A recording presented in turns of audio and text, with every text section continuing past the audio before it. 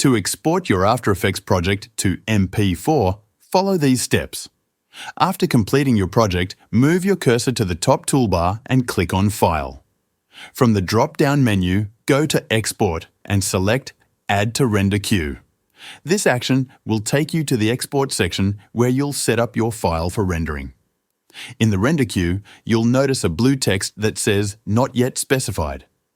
Click on this text to choose where you want to save the exported file on your computer. After selecting the location, you'll return to the render queue.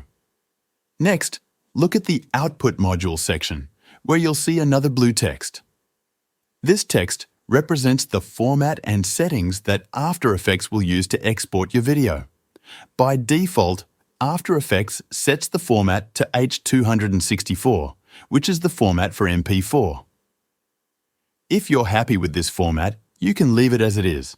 However, if you want to change the settings, click on the blue text. This will open a menu where you can adjust the format and other settings.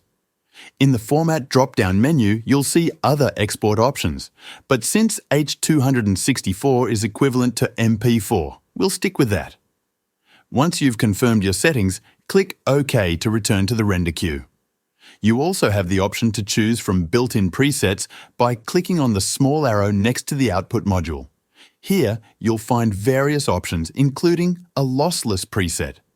Keep in mind that selecting a different preset may change the file extension. For example, the lossless preset will export your video as an AVI file. For now, we'll stick with the default H.264 setting.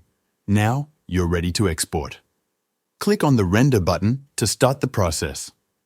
Depending on the complexity of your project and the performance of your computer, rendering might take some time. Once the rendering is complete, your video will be saved as an MP4 file in the location you specified earlier.